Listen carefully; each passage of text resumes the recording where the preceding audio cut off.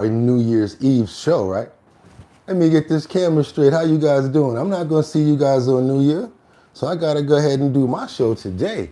How y'all doing over here? Let me go ahead and get that camera straight. See what we got going on with that crooked letter I over there. See if we can straighten that situation out over there. See if we can get some straightness going on here. Some straightening. How y'all doing? That's why I always start a little early, just in case we had these little issues like this. Yeah, I think that's going to do it. Woo-wee! For the new year. That's right, you guys. New Year's Eve. It's your boy BOOGOTTINYC. Y'all could have went anywhere, but the fact of the matter that you came here to chill with me, I appreciate you. Our bottom line. Charlie Kirk prosecutors have a strong case against Tyler Robinson. Y'all ready to go? Because I'm going to tell you like this. I am. It's New Year's Eve for Our Bottom Line. I won't see you guys tomorrow because our show starts at 6 o'clock. We putting it in right now, y'all. Let's go. So we turning up. Let's get that audio straight. Hope everybody had a fantastic evening. I know I did. I went to sleep at what, 7 o'clock? Really got back up and really started hitting that deck, putting everything together. That's right. Y'all see what it is. Good morning, everybody. Let's go ahead and get those early morning prayers in. For who? Tell you right now. We're going to pray for me, the show, good health, great spirits for everyone here. Making sure that we have a fantastic and safe holiday. Every single person under the sound of my voice, as well as your family, your friends, and your pets. That's right, you guys. Who we praying for this morning? We got Cosmic Jim in here. We got Sky. I see Rebecca Lanya and Bueno with Mark Dorfman. Okay, we got Batty Lynn in here with Sam Champion. They go Tiffany, Brian, Sky's up in here, Mark Dorfman. Okay, I see Batty up in here too. Just want to make sure that we're giving a big shout out to everybody who's not here. Kendra Walker, Tim the Jim, everybody else like, who else not here? Is Liberty and Justice up in here? Okay, okay, let me see if, okay, every single person. Don't forget Sam Champion, everybody who's probably gonna come chiming in later. Amen. Y'all ready to go? Because I am. I think it's just about time. I'm ready to go. They're ready to go. I said it's time to start the show. I hope you're ready, yo. Yo, yo, yo, yo, yo. Oh, for New Year's Eve. Wind it up. Start it early. Wind it up. It's time to go now. Wind it up. Wind it up. For New Year's Eve, y'all. I'm happy. I hope you guys are too. Let's go. One more for you. You know how you need a little bit of energy? Let me send it through like the electric boogie. There you go. Come on.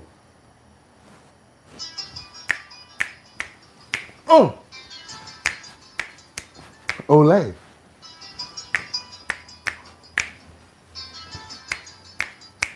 Don't play. For a whole year, we've been doing that. That's right. Consistently, every single morning, even if the audio was messed up. Let's go. Wind it up. That's right. Open up those pores. We gotta open up those pores.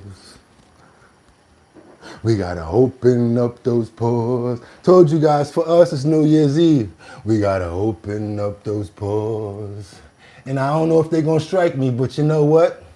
It's my turn. Check, check, check, check, check, check.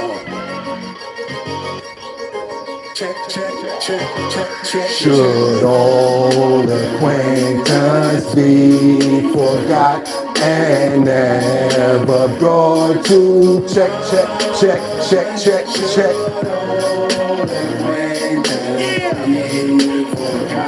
And the days of old anxiety.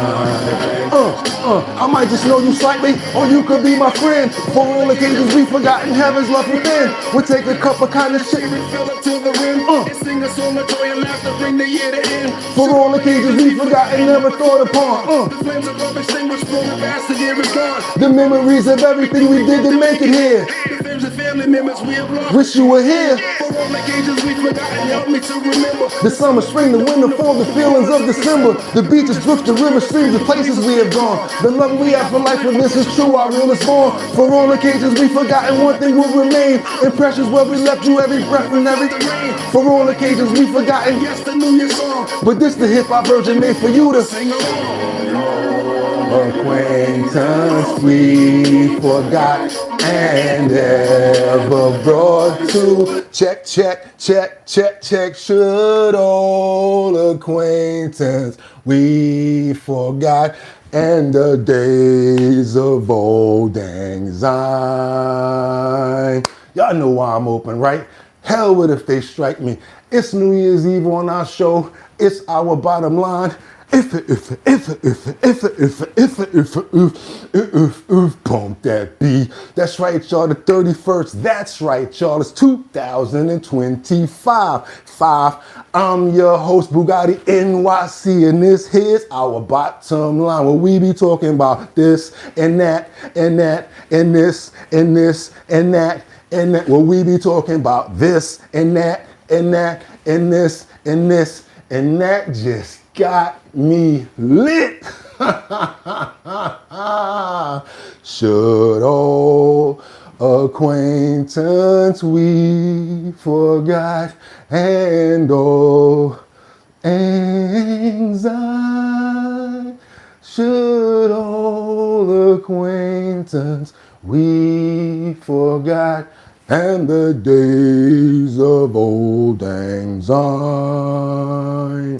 I might just know you slightly, or you can be my friend. For all occasions we've forgotten, heaven's love within. We'll take a cup of kindness. That was my joint right there. Hope you guys are having a fantastic morning. It's your boy Bugatti NYC, and like I always tell you, you could have went anywhere. But the fact of the matter that you came here, I appreciate you.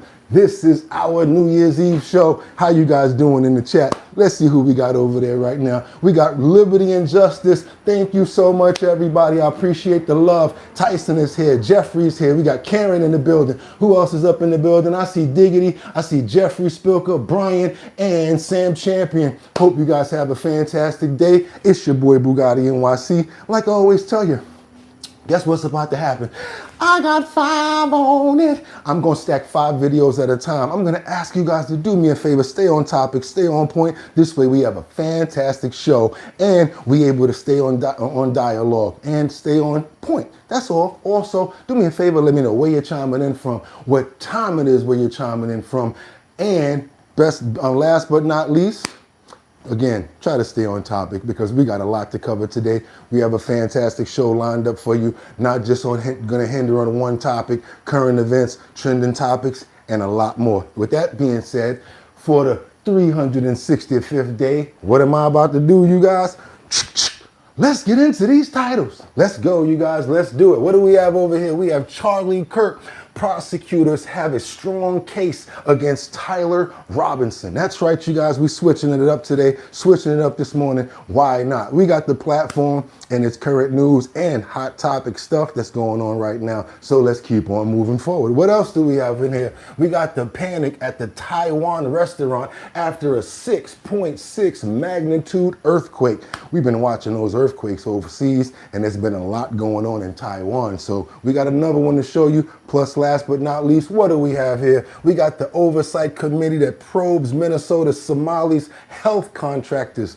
Yeah, not just in one place, Minnesota. I got another one for you guys. Guess where else it's at? It's in Poland Spring. What it means to steal from Maine. That's right, they're also stealing from Maine. I got that for you guys too. Let's get into it, you guys. Without any further ado, we got to get into our topics. Hope you got your coffee, your tea, your hot chocolate, and your fire up this.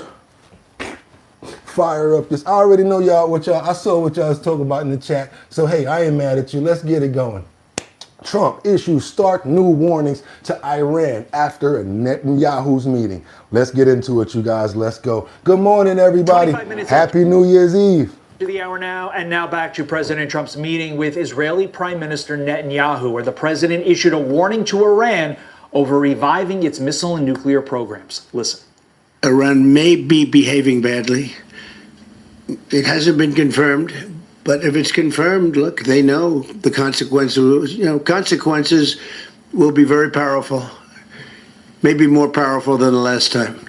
National security and military analyst Dr. Rebecca Grant joins me now. Dr. Grant, great to have you on the program. It's important to note that right now there are intense protests throughout Iran over the horrific economy there. So, is now actually the perfect time to strike regime targets in Iran in light of the internal protests against the regime? That's crazy right there. I didn't even see that. Well, it would be great to have that terrible regime gone. But I think President Trump's priority right now is to make sure that Iran's military capabilities stay batted down. He could not have been more clear at Mar-a-Lago, warning that if Iran gets back into nuclear mischief, there will be another strike. I think he also probably discussed some sensitive intelligence with Netanyahu about Iran's missile production capabilities, which are much more extensive, spread throughout the country. And hey, the 509th Bomb Wing and the B-2s are ready to do whatever is necessary. Trump will let nothing stand in the way of progress on Gaza and the Abraham Accords. Well, let's get to Gaza. Nope, we got to keep on moving forward. That's already been covered. We got some other things coming up ahead. I want to ask you guys a question about this. Do you even care about it? Do you guys think that it's important that they have a little bit of news going on in the wits about Tom Homan and $50,000 being a bribe? I think it's 50,000. Yeah, you guys remember that? We did report it a few months ago, but I want to know what you guys feel about it. Do you think it's a serious thing that they need to look into? Thumbs up. If you think it's nothing that they should just leave alone, give me a thumbs down on it. We're going to get into this topic right now. I want to know what you guys think about this. A new reporting from MS Now details how the Trump transition team did not learn until days before the inauguration that his pick for White House border czar, Tom Homan, was under investigation by the FBI for allegedly accepting $50,000 in bribe money.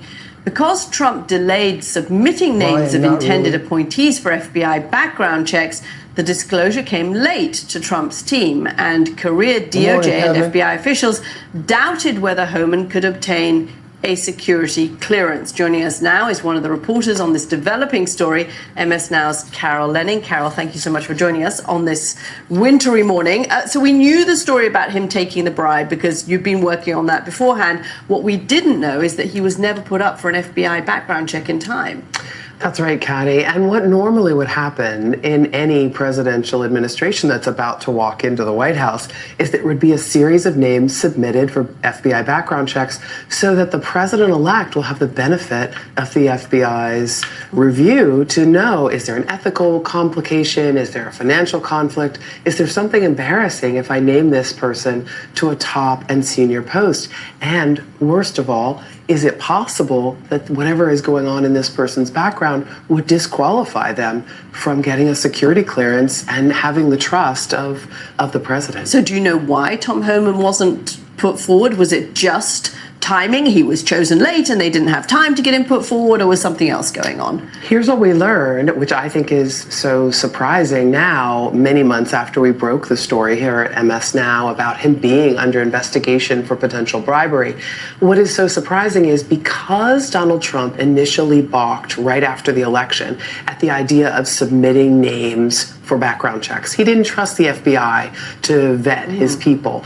And because he delayed and delayed and delayed in doing that, he lost the benefit of the FBI's knowledge. So okay, let's get on over to California. We give everybody their opinions. We don't try to be one-sided over here. A lot of people probably didn't agree. Okay, let's get on over to California, where your governor, Gavin Newsom, is under fire for California. Now, guess what? We got some red flags on audits over there. Guess how much money was wasted? You're about to find out right now, Callie. Check this out. Another blue state facing fraud allegations. An auditor in California finding that state agencies wasted millions in taxpayer dollars.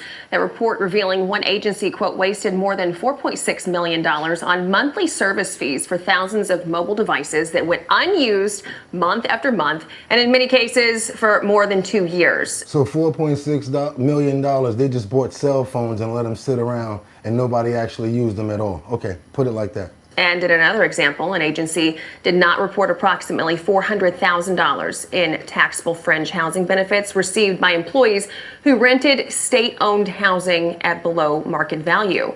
Joining me now to break it down is legal and political strategist Katie Zachariah. Katie, thank you so much for getting up with us and talking about this. You know, in my opinion, I think if these people who are quote unquote running the show in California can't even track where this money is going, they need to be fired. What do you think? It would be nice if we could actually fire the failed leadership of California, and we've tried so many times, but That's just crazy. How you buy $4.5 million worth of cell phones and just leave them sitting around? Can we see those cell phones? Let's make sure that they're still sitting around. Make sure they're not on eBay somewhere. the Democrats have the supermajority, and under Gavin Newsom, it has been a disaster. That state audit report also showed under Gavin Newsom's tenure that these agencies have doubled. So it went from 4 to 8 now that are susceptible to fraud, waste, and abuse and mismanagement. Our state is $1.6 trillion in unrealized liabilities and debt. This also is on top of the $128 billion trained to nowhere and everything else that has really been incinerated by Gavin Newsom and the Democrats in California. Jesus Christ. You need to just turn over every state upside down and just shake it out. Like, what you got hidden? What you hiding? What are you hiding? Let's keep on going for our New Year's Eve show, you guys. We got to get on over to Florida. What's her name? Sheila Sherrills McCormick. She denies the guilt in this case, and she's being arraignment. It's her arraignment, has been postponed until January. And it's possible that in the climate of what's going on, let's say with Letitia James, James Comey, and that the last couple of cases that we saw, I don't think that this is going to deem any results. She's probably going to get off with this theft. And I don't know if she's going to commit any more crimes or whatever like that, but I might as well become a politician if I want to get away with crime, huh? Especially the amount that they're getting away with. This is crazy. And I hate to say it like that because I don't really think it's cool to do crime and steal from people. The way that they're doing it is just all out blatant. It's crazy. McCormick in federal court today ahead of her pending trial. She was supposed to enter a plea, but instead says she needs more time and wants a new attorney. Sheriff Phyllis McCormick is accused of finance violations and stealing Florida tax dollars to buy jewelry. In the public eye, the case... Stealing Florida's tax dollars to buy jewelry. As you guys probably remember, she had that big ring on inside of the advertisement for like a Christmas card or something like that. And then she got it airbrushed and photoshopped out. Case against her is getting more and more negative attention. Yeah, on Friday, the CBS 12 News I team told you about a Christmas message from the Congresswoman posted to social media. You're looking at it. And rather than ushering in good cheer, it attracted damaging comments about a Photoshop change to her photo. For the latest, let's go to I-Team Chief Mike Magnoli in the newsroom. Mike. So something new and unusual is happening behind the scenes with this case. We've not heard this before, but now the Congresswoman is saying that there's a faction inside the Florida Democratic Party pulling the strings on this case. So I just want to make it very clear that I am innocent. Congresswoman Sheila Sherrills McCormick fighting the criminal charges against her, digging in for what could be a long legal battle. Step 1, asking for more time, and the judge has granted that request. Sherrills McCormick will not have to enter a plea until January 20th. The feds say Sherrills McCormick and her accomplices committed 15 crimes in the run-up to her congressional campaign. If convicted, she's looking at up to 50 years in federal prison and fines up to $2 million. Damn. The CBS 12 News I team has covered... Actually, I don't think I want to get in politics. I take that back. this story extensively. It began back in 2021, the year before Sherrills McCormick won the seat to replace longtime Congressman Alcee Hastings. The healthcare company that Sherrills McCormick ran was overpaid by the state, a clerical error, but the company didn't speak up about it. Prosecutors allege that was intentional, a conspiracy to steal the money, then using straw donors to fund the Congresswoman's campaign. We had some, right now. We've been trying to get answers about this for a long time. We can't talk about it right now. Then, late last week, a new problem popped up. This Christmas message appeared on the Congresswoman's social media account. That's her official portrait. And somebody noticed something and made a comment. That forced the Congresswoman's office to explain what happened. Why was a ring edited off the Congresswoman's finger? That's the ring mentioned in the indictment, allegedly purchased with the illegal funds. The Congresswoman's chief of staff says somebody on the team made the edit without being told to do so, an alteration that was unauthorized, and the Congresswoman will continue to use her official portrait. Y'all see that dog that be on TikTok and YouTube sometime and on Instagram? The one that be like this? Like, yeah, one of your staff members just did it on their own without you telling them, right? Yeah, but why? Why that ring and why that approximate time? Ain't nobody stupid. With the ring. Returning to this suggestion that it's the Congresswoman's own party that's working against her, that's something that an attorney told the judge. Apparently, it's not the attorney that's going to represent her at trial, but who's advising her on legal matters. And that attorney saying that those that are responsible for this smear campaign will be exposed in the months ahead. Yeah, but the smear campaign has nothing to do with the fact that as if you stole that ring or not, or if you stole some bread to buy that ring. Let's keep on moving forward, you guys. Do your boy a favor for this New Year's Eve show at Our Bottom Line. Let's double tap that screen and get those likes up to get much more people over here. That gets them aware. Just hit that like button. That's right, it sends up a signal. YouTube says, hey, okay, cool. More people come over and they say, what's going on over here? Trying to get our numbers up, you guys. We're on our way to 70,000 subscribers. That's what we're working on right now for the new year. Let's get it pushing and let's keep it moving forward, you guys. Hope you guys appreciate the content. Let's get on over to Washington for some Tom Emmer on Tim Walz information. Says he's a total embarrassment and a scandal. That's going on in Minnesota. That's what this congressman is basically saying about one of you guys' favorite governors, Tampon Tim. Let's get into it, you guys. Tom Emmer. Congressman, thank you so much for joining us. Look, the Republicans there in the state are calling for a resignation. Do you think they should do that? And should they go so far as to try to impeach the governor? Look, he should resign. He's a total embarrassment, Jason. It's great to be with you. It wasn't that long ago that we served together. So, again, happy for your success on this deal. Tim Walz, you look at Nick Shirley. You were reporting on his video, Jason. Nick Shirley found more fraud in one day than Tim Walz has found in 7 years. It's absolutely criminal what's been happening. Not only is it... This is that child care center that we showed you guys yesterday, where they spelled learning without the N. It was the Leering Center. And they had already been given $14 million, you guys. Let's get into it a little more. And it was exposed by a 23-year-old with his dad. The $250 million largest pandemic fraud case in the country. But you're dealing with housing stabilization fraud. They created this program back in 2020, Jason. It was $2 million a year. That's what the estimate was. Guess what? They shut it down last October after they'd sucked out $161 million, and it was shut down because of fraud. You're talking about child care centers. There's autism. 80 autism centers are under investigation. And on the Somali issue, all right, not all Somalis are criminals, I'll give you that. But 90% of the people being charged with these crimes, Jason, are from the Somali community. Tim Walz and our former colleague, who's now our Attorney General, Keith Ellison, have looked the other way for 7 years and allowed billions of dollars of Minnesota taxpayer money to be built out of Minnesota. And frankly, a lot of it has gone back to Somalia, to Al-Shabaab, the terrorist organization in Somalia. Wow. Got some bad officials out there, too. Some of the officials don't know what they're doing. They don't know their butts from their elbow. They go Forbes. They slammed the Minnesota AG over a car theft that they blaming them. Watch this. Minnesota has a grand theft auto problem, but instead of blaming criminals, it's blaming the cars.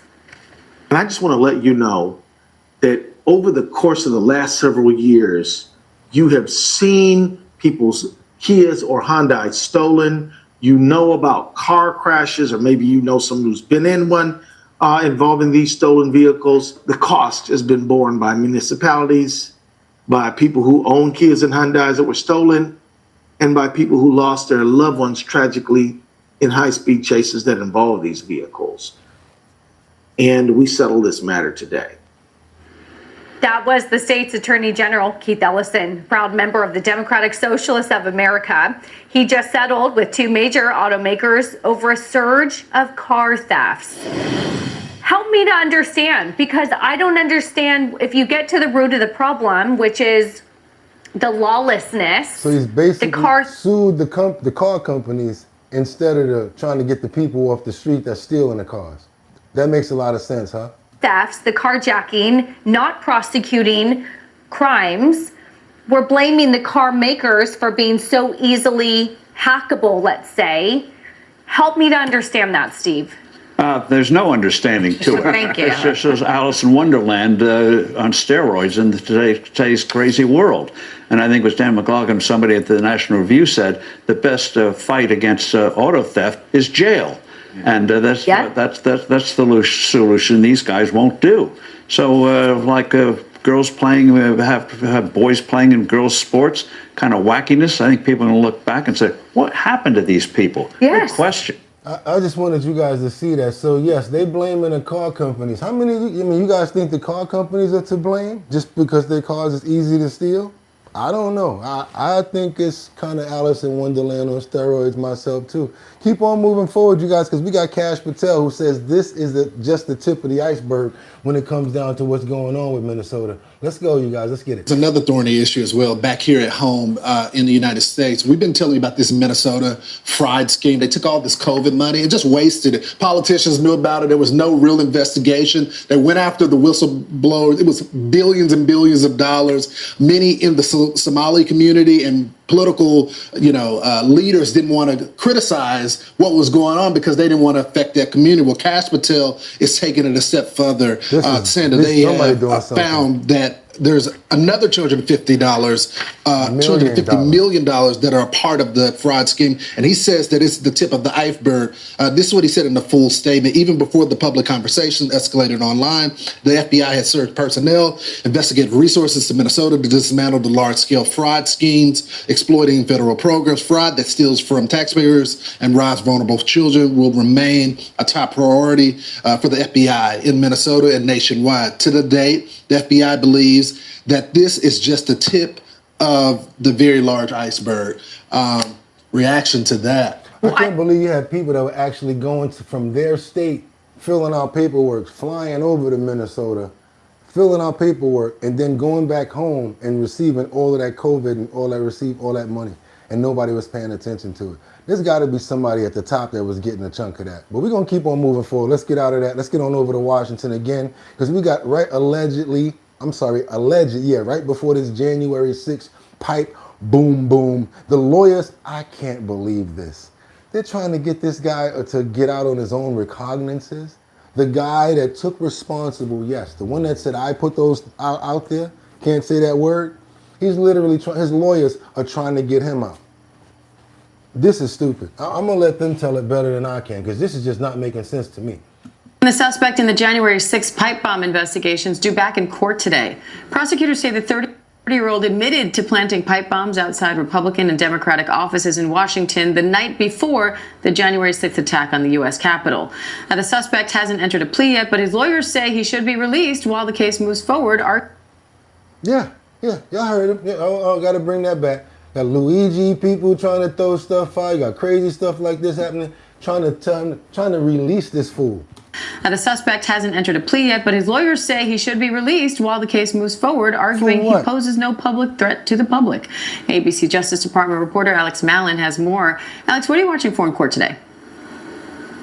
Yeah, well, I mean, the big question out of this hearing is whether Brian Cole Jr. will be released pending trial. But I think what other reporters are going to be really watching for is any more details about his life, his background, and what led him to plant, allegedly those pipe bombs outside the RNC and DNC. We've gotten a preview of who this person is from court filings from both the Justice Department and Brian Cole's attorneys. Brian Cole's attorneys say that he is on the autism spectrum. He has obsessive compulsive disorder, but they say that he's not a danger to the community immunity, even while they're not really denying outright the allegations that have been put forward by the government. They say that over the past, nearly 5 years, there's been no indication that he's taken any further steps that would warrant him being detained pending trial. They say that they're offering, if necessary, to have him wear an ankle bracelet, but that he would remain on house arrest and be able to go work at his job. But the government here is arguing that his conduct was obviously so serious, given these pipe bombs and the people who, allegedly high-ranking the vice president at the time, Vice President-elect Kamala Harris, came near them. Then House Speaker Nancy Pelosi came near them. They were, according to the FBI, viable explosive devices. So they say that the fact that he planted them and remained silent over the past 5 years, and then, in their words, wiped his phone nearly 1,000 times over the course of the past 5 years. They say that range, that pattern of conduct justifies him being detained pending trial. We're going to see what a magistrate judge decides. That hearing starts at 1 p.m. Oh man, you got him trying to get out. You got the Luigi guy trying to throw out evidence and stuff. I mean, like, they let these people out. It's going to be crazy. So I had to do a little quick rewind because we've been doing rewinds when it comes down to certain topics. And yes, we're going to go to rewind in the area of Ghislaine Maxwell when it comes down to this topic. This is a rewind to remember the disgusting sort of a person that Ghislaine Maxwell allegedly is. This is one thing that I can never understand that somebody can do to a child. The words, I can't even repeat what's being said over here. I got to skip some sentences because they're saying that at trial, this witness gave up accounts of what Maxwell did to them so that we would, I want you guys to see this so that we'd never forget what type of person this woman was. Check this out. Took me on field trips. It changed. Maxwell trial heard the first full day of testimony today, and it was graphic and it was disturbing. Maxwell is charged with recruiting and transporting girls for Jeffrey Epstein to sexually abuse between 1994 and 2004. The first of 4 of Epstein's victims expected to testify took the stand today. The witness using the pseudonym Jane went into detail about the abuse that she allegedly suffered at the hands of the defendant and Jeffrey Epstein, starting when she was just 14. At first, she talked about the grooming process, saying, quote, "They made me feel special by spending time with me, talking to me, asking me what I was doing in school. They took me to the movies, took me shopping, took me on field trips. It changed when the abuse started happening." She then described the abuse itself. Quote, "What would Maxwell typically do? She, along with others, would just start taking their clothes off. Jeffrey would get on the massage table. It just turned into this orgy." Then the prosecutor asked, "Who was most frequently in the room when you had sexual contact with Jeffrey Epstein when you were 14 years old?" Answer, Ghislaine Maxwell. But the defense fighting back on the cross-examination before they concluded for the day, asking why she hadn't mentioned Maxwell earlier. Quote, "In those 20 years, you never mentioned Ghislaine Maxwell sexually abused you." "I don't know." "You don't know?" "I was very reluctant to give horrible details." "You talked to them about Epstein?" "Yes." "Did you talk about Ghislaine Maxwell?" "I don't know." Maxwell's pled not guilty. Her lawyers arguing that she's effectively being made a scapegoat for Jeffrey Epstein. Join us now is Adam Klasfeld. Nope, just wanted you guys to see that because I don't think that girl is lying about nothing, but we're going to keep it with the word that I said earlier, allegedly. Let's get into some Jeffrey right here. A little bit of a little bit of Jeffrey. Do you solemnly swear the testimony you're about to give in the matter now pending? Stories behind the rich and powerful. Yes, ma'am. Would you please state your full name? I'm Jeffrey Edward Epstein, and my residence address is 6100 Red Hook Boulevard in Virgin Islands. Have you ever been convicted of a crime? Yes. The sex crimes of millionaire financier Jeffrey Epstein are appalling. I was unaware that I was going to be alone with him. I thought I was going to die. I was unaware that I was going to be alone with him. I thought I was going to, just in case you guys didn't hear that. More than 100 vulnerable teenagers and young women trapped in his depraved web. He started touching himself. Tonight, the Epstein Files, the latest on who knew what in the biggest sex trafficking ring in history. his elite circle of the wealthy and powerful on notice as thousands of damning new court documents are unsealed. They will contain the names of people associated with Jeffrey Epstein. Prince Andrew and the former President Bill Clinton have been named. More are expected to come out. In the last few weeks, they've linked Epstein to some very famous names and exposed some very sordid details. There are videos that exist. We've been investigating this scandal since Jeffrey Epstein's death in 2019. This is where Jeffrey Epstein served his sentence. That he can still shock is extraordinary. I won't stop fighting. I will never be silenced. As you'll see, this monster's tentacles continue to reach from beyond the grave.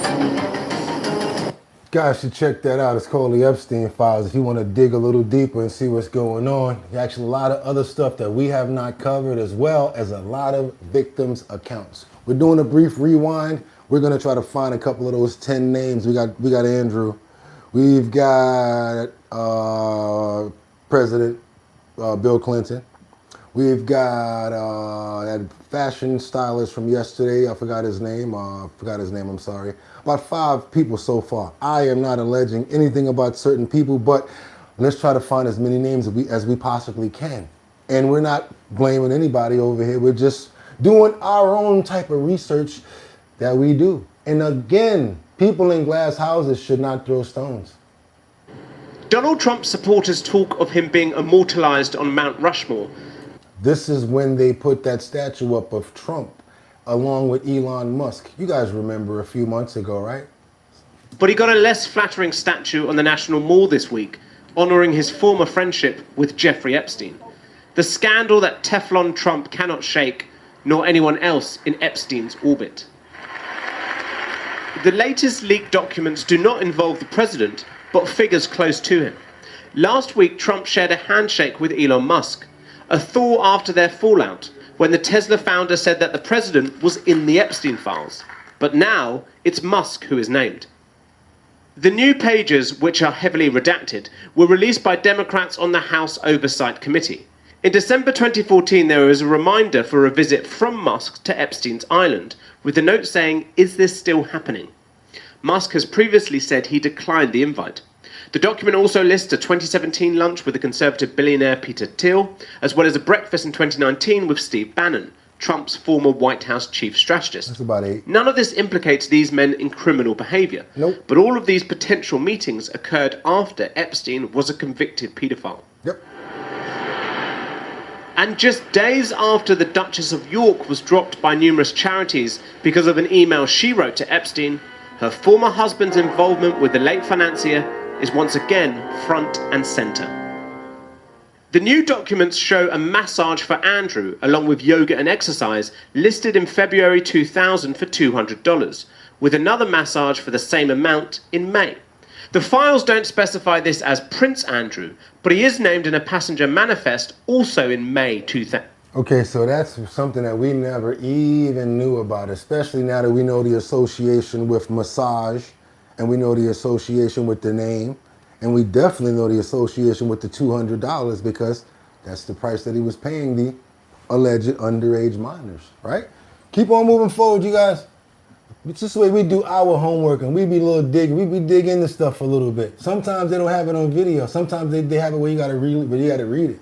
Where it's like, nah, we can't put that on video. We're gonna have to make you read this stuff right here. Excuse me.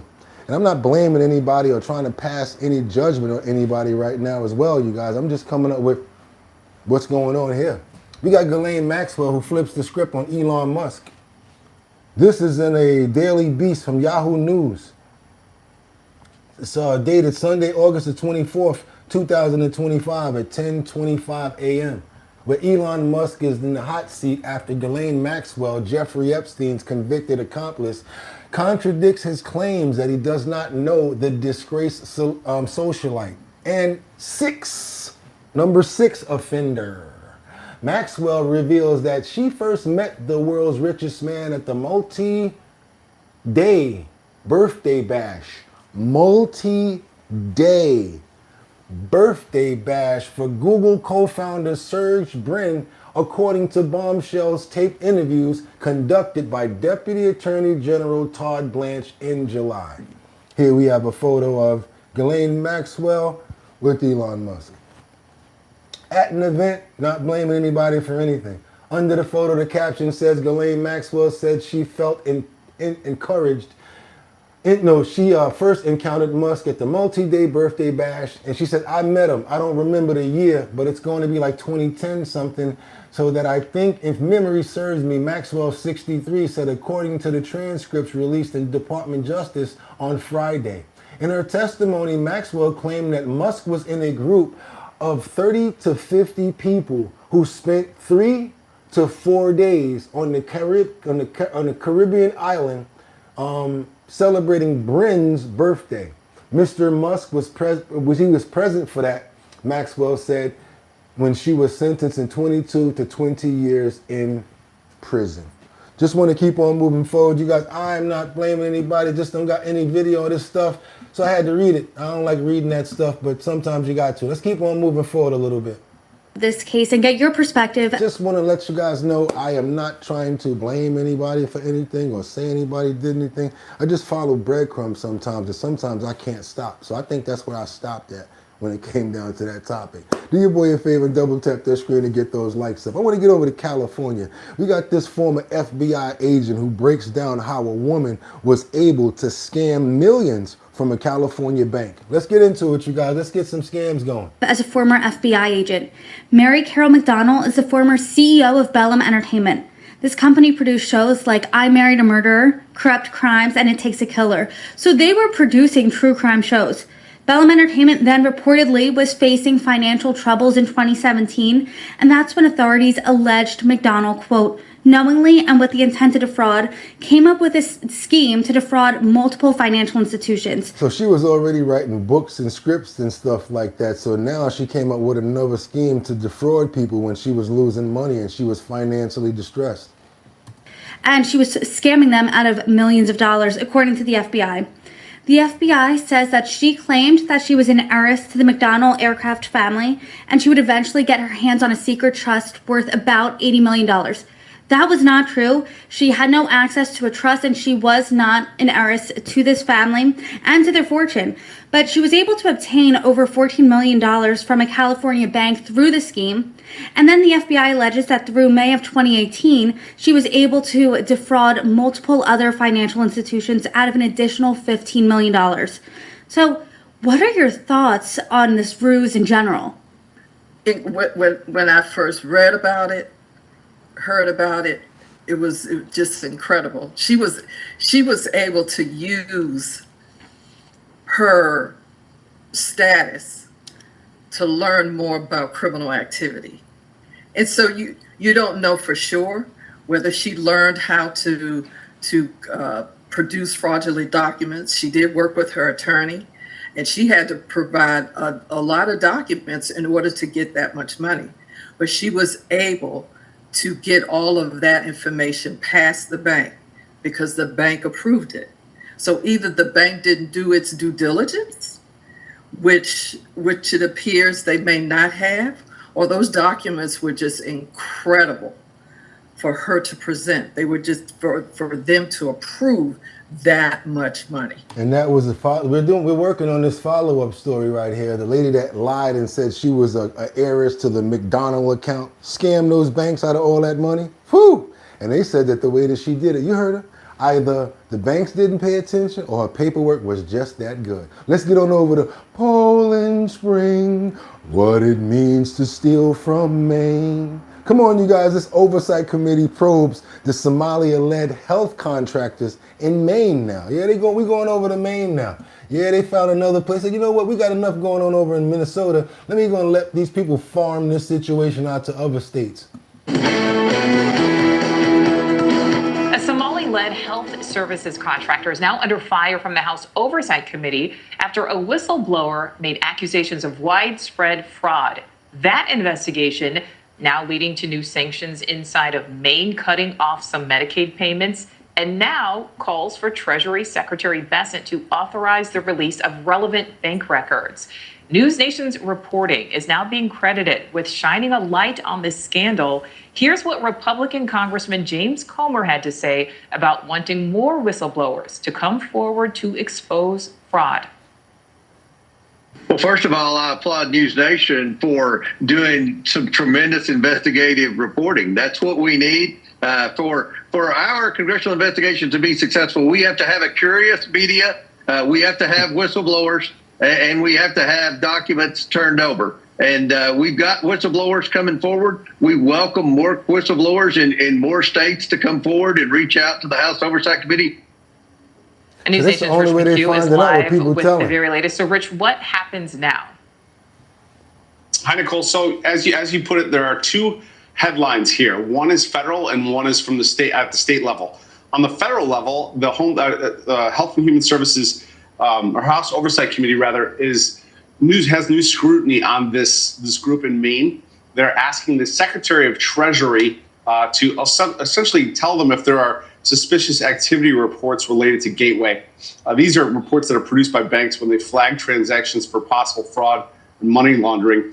And after weeks of silence, the state of Maine Department of Health and Human Services has shut off Medicaid payments to Gateway, the Somali American-led health services contractor. You can just see what it is already. It's another migrated area. What they did, they left Minnesota, or they told their people, look, go set that up over in Maine and we're going to get some money from them too. That's all that is. We're not stupid. We see what's happening. There's going to be more. I guarantee you there's going to be a lot more coming out as we follow that line of breadcrumbs. Let's get on over to Delaware now, because we got the tunnel of towers. They racing. This group right here is racing to pay off a slain trooper's mortgage before the new year. Hopefully they've already got this accomplished, you guys. But I wanted to shed light on this story right here because the family is in need, and I'm hoping that they've already accomplished their goal. So some sad news. Just 2 days before Christmas, Delaware State Trooper Corporal Matthew Ty Snook was shot and killed while working an overtime shift. We covered this story. He was pow-powed at point blank range. We covered this. Now the Tunnel to Towers Foundation wants to pay off the Snooks family's mortgage before New Year, so Ty's widow and their 1-year-old daughter never have to worry about losing their home. CEO of Tunnel to Towers, our friend Frank Silla, joins us now with more. So this officer was shot execution style, and now his family have to put the pieces together. Yeah, his last act was pushing somebody else out of the way and said, run, while this gunman shot him the second time. And he's a hero. He's a hero, and there's so many heroes out there that pay the ultimate sacrifice. I had the honor speaking to his widow, Lauren, 2 days after this occurred. Very emotional conversation, for sure. But I let her know that America cares and people care, and that we're praying for her. Now, what I did say to her is, we want to make you the first mortgage payoff for the 25th year of Tunnel to Towers Foundation, and which is coming in 2026. You know, we're going to be celebrating and honoring all these great heroes for 25 years on September 11, 2026. And our goal this year is to pay 343 mortgages off. Sad to say, this happened.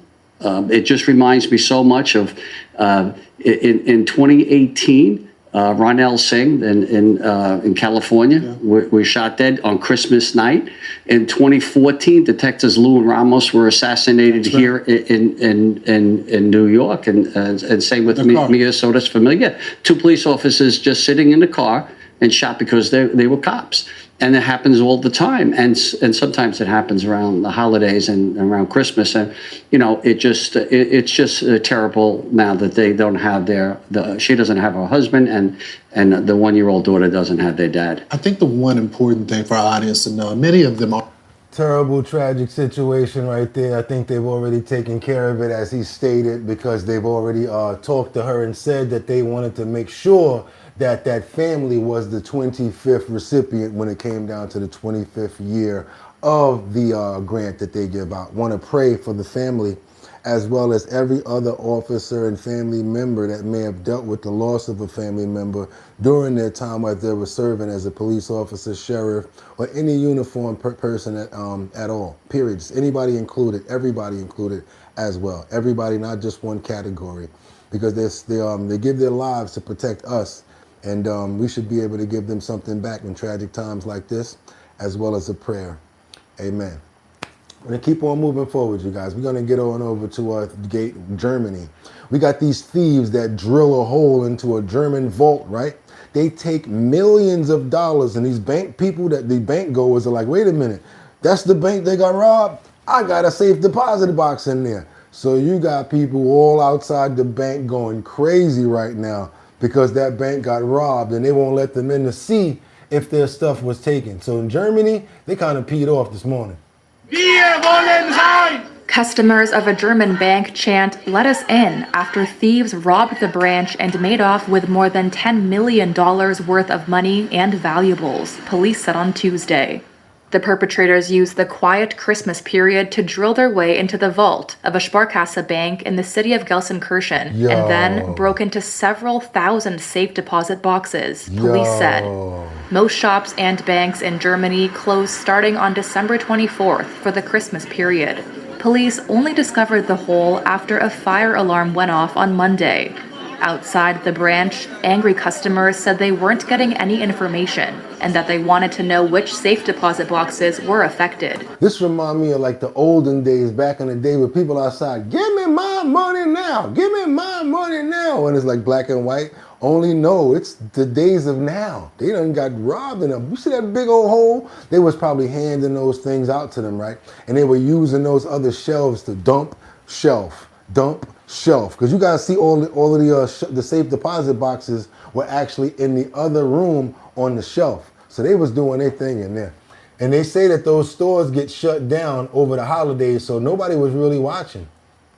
This customer said his box contained retirement savings. This one said his held lots of money and jewelry. A Sparkasse bank spokesperson did not immediately. And the thing about your safe deposit box, the bank don't know what's in it because that's your box. You can just say whatever's in there. How we know? We can't give it back to you. SBLI will not be covering those funds. Woo! I know they tight, boy. Respond to a request for comment. Police said witnesses have reported that they saw several men on Saturday night carrying large bags in the stairwell of an adjacent parking garage. Good morning, Candy.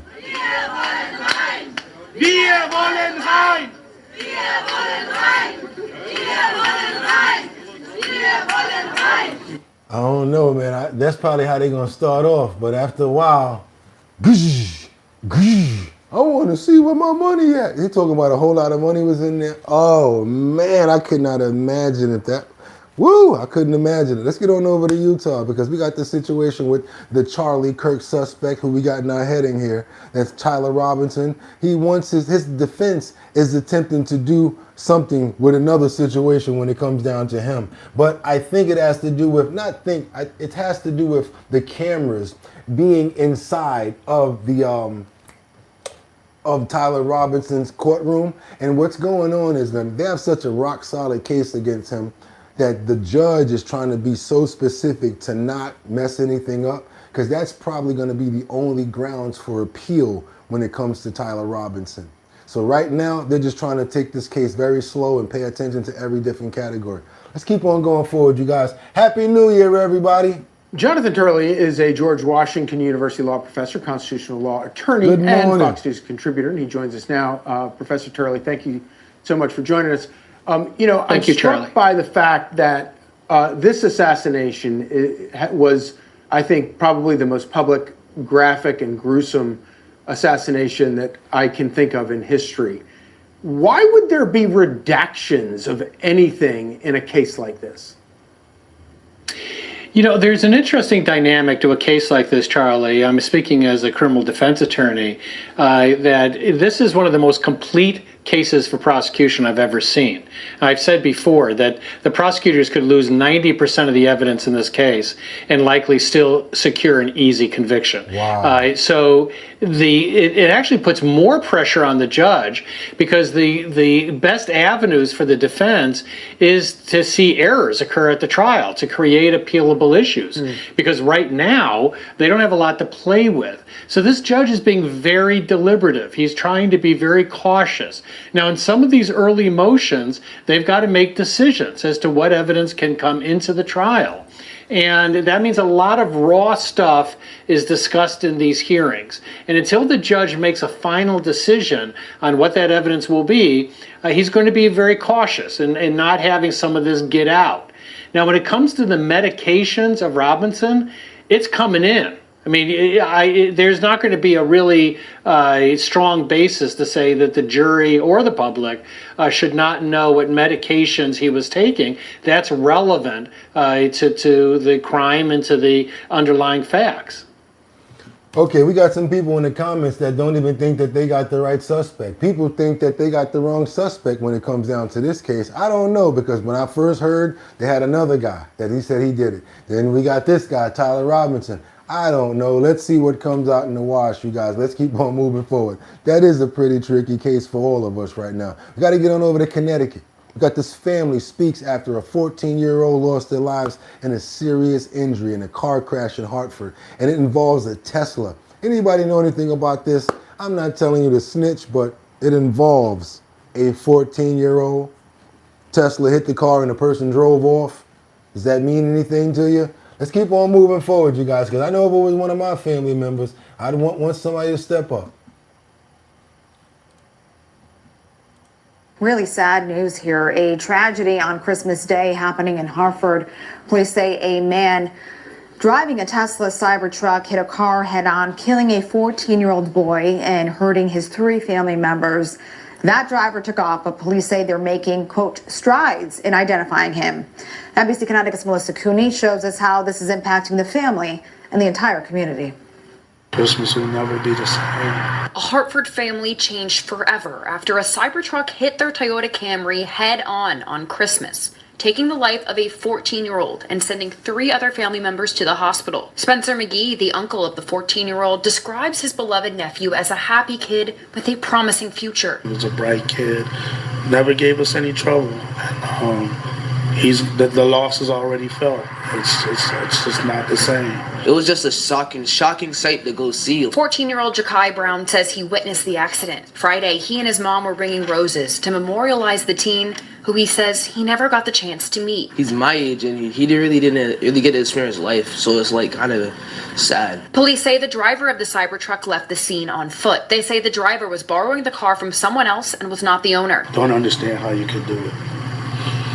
You had to know with as much damage as that was caused that somebody in that vehicle was hurt. They say they're looking into if drugs or alcohol were involved, and they say speed appears to be a factor. Debris covers the area on Cornwall Street where this crash happened. We spoke with neighbors and people in the community who say this troubles them because they say unsafe driving is not uncommon. This intersection has caused a lot of problems. I myself have gotten into an accident here. I know they drive pretty fast out here. Neighbors and police tell us just in September, a motorcyclist lost his life in a crash on the street too. I have seen people literally stop in the middle and just start doing donuts. When you're driving, you really got to be cautious of what you're doing too. So I really hope that everybody who's seeing this or whatever, you be cautious of what you're doing, because anything can be taken from an instance. In Hartford, Melissa Cooney, NBC Connecticut News. I like the way that they let that end off too, and I'm gonna leave it just like that too. And the fact that he's that young and saying that, God bless him as well as everybody around that neighborhood, that they don't get any tragic and hit by anybody coming through there doing any craziness. I want to pray for the person who lost their lives in this story, as well as the other people that lost their lives prior to this in the motorcycle tragedy, and anybody else that's been affected by the tragedies that went on in that neighborhood. Amen, you guys. Amen. Got to bring it up. We got to put it up. Well, guess what? We got a good story here, and I'm going to tell you, when it comes down to the word ass whooping, yeah, this is the one. This is the one where you whoop some ass until you're tired. This is the one where you don't even have any remorse if this person is tied up when you're whipping their ass. Yeah, wood chipper type of situation right here, you guys. Wood chipper on slow. I'm talking about this slow. This how slow the wood chipper need to be going when it comes down to Fort Worth, Texas. This suspect that was tracked to a hotel room after a child was taken in broad daylight. And she was with her mother. Check this out, you guys. Yeah.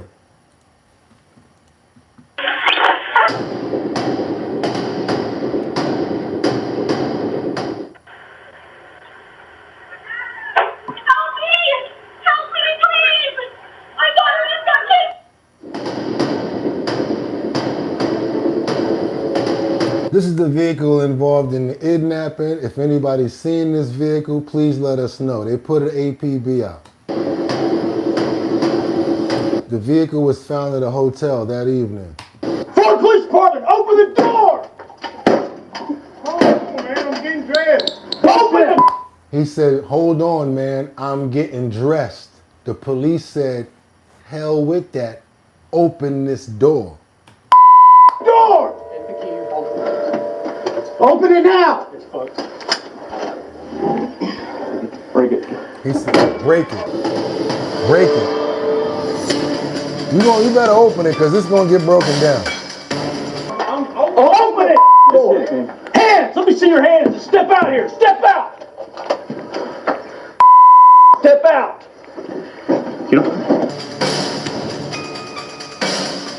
You see homeboy how he aiming that thing in his face?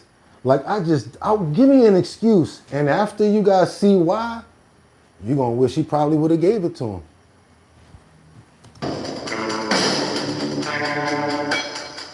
First of all, he's buck naked. From nothing on, no socks, no underwear, nothing. 100% naked.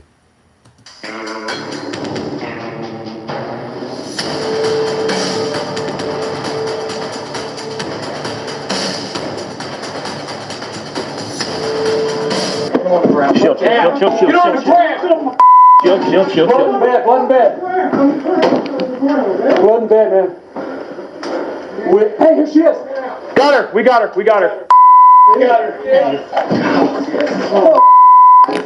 Yes. Hey, buddy. Bring it out. I got her. She's in custody. We have her. We need an EMT. Get Cole Midstar. Yes. No. Don't worry about your clothes. We got a towel? Don't worry about your clothes. Do we have a towel to cover her up? We got her.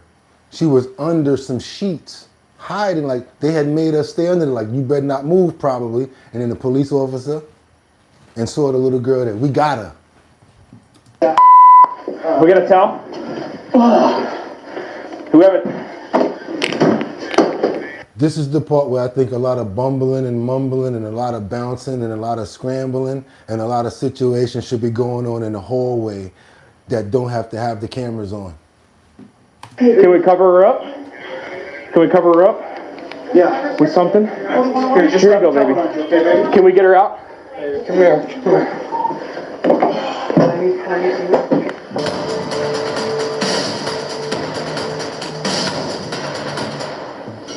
These two scenes. Let's go. Come on, sweetheart. You're okay? You're safe. We got you. You're gonna be okay.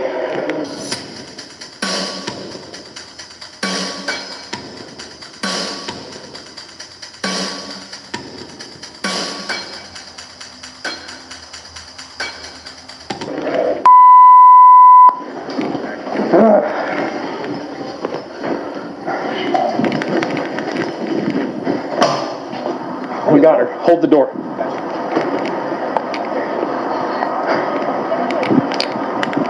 Hey, back off, guys. Back off.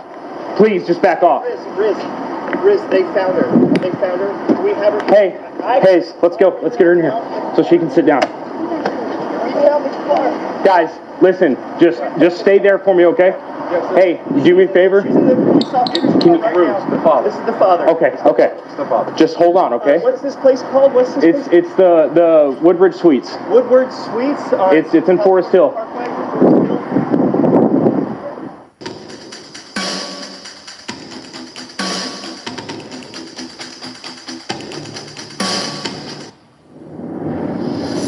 Oh, just so you guys know, I don't know where, when, or how, but he got his ass whooped because he ain't looking nowhere near regular when he get these mugshot pictures.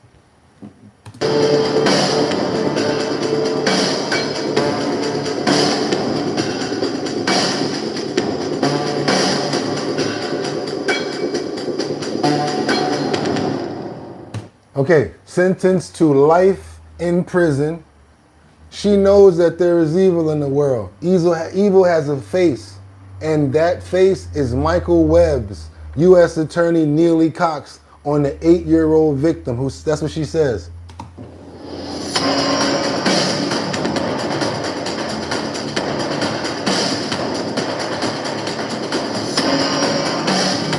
Sentenced to life in prison, period. That's it, like nothing else. Life, that should have been it anyway. But I'd rather do it the way that we said. Give them to the people. Let the father and the family decide what could happen to him. Straight up and down, I bet you they won't be no more shit like that going on.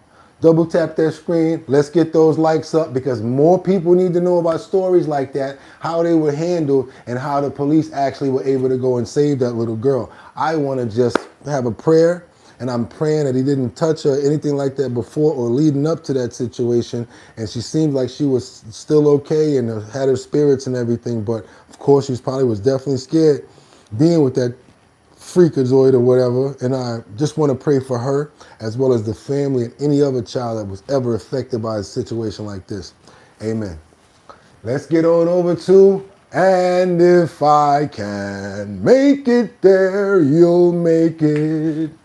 Anywhere, it's up to you. New York, New York. We got one person that lost their lives as flames ripped through an apartment building in the Bronx. Sorry, guys. It is what it is, and it's the news, and it's what we cover, and it happened. We are continuing this morning to monitor breaking news in the Bronx, where a man was killed in an early morning fire at a NYCHA building. Eyewitness News reporter Phil Tate is in the Allerton section of the Bronx with more. Phil?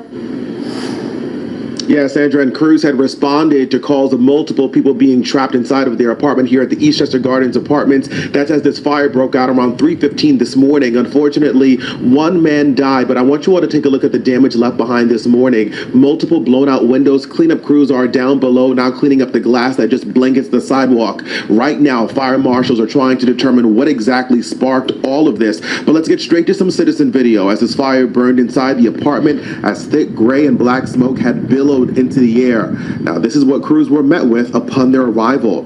Now, firefighters had a ladder extended to a 4th floor apartment as the dangerous fire burned through.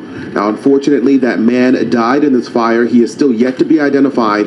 He was found in the back of that apartment and was pronounced dead here on the scene. Right now, it's still unknown if there were any other people that might have been injured and how many units also were impacted. But just take a listen to some folks who learned about this danger that was on their doorstep. We heard a little boy say, call the fire department. So I looked through the window and I realized next door, the apartment next door was on, like, smoking right through all the windows and everything was, like smoke blazing out the windows and stuff. So far we just getting back in. They say that it's smoky and it's hard to breathe in there, but we have to wait it out. I don't know what's going to happen. And it's too cold to be on the street right now. And fire marshals have been surveying the damage. It's too cold to be on the street right now. Hopefully that didn't happen from a heater or something like that, or him trying to keep his place warm, because you know how the projects are sometimes, you guys. We're going to give up a prayer for the man who lost his life in this tragic event, and we pray for everyone. Be careful with those heaters, you guys, and those space heaters, that they don't ignite anything close to them. Amen. Keep on moving forward right now. We got to get on over to Tampa, where justice has finally been served for that semi-truck driver. Yes, we've been following up on that story. I don't even like talking about it, where 4 men got into it. One of them walks off, gets inside of his semi-truck, and decides to, enter people. And he just got sentenced for this situation right here, you guys. Let's get on over to Tampa.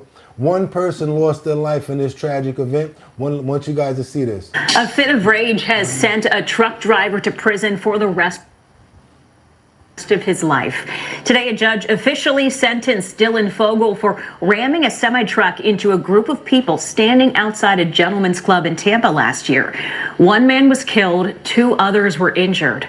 Fox 13's Evan Axelbank is here to show us what he told the judge in court today and what the judge said back. Evan. Well, this case is all the more perplexing, according to the judge, because the convicted has no criminal history to speak of before he rammed a semi-truck into a group of 3 people. The video of the incident shows Dylan Fogel driving the semi after he was booted from the club for being inappropriate with a staff member. He got into a brief altercation outside the club before getting into the truck at around 4 a.m. the morning of August 13th of 2024. He was very drunk, according to prosecutors, and sent a bevy of text messages at around the same time saying what he was about to do. The crash killed a 44-year-old father named Giovanni Soto and injured 2 others.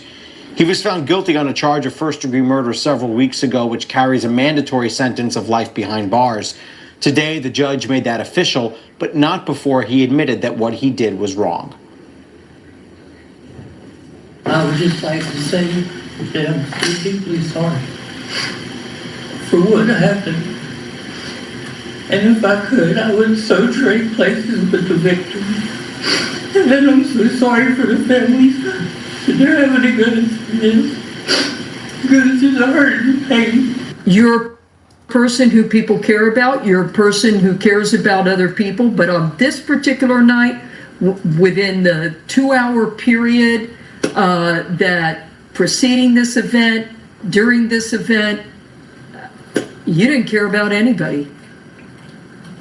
And you didn't think about anybody.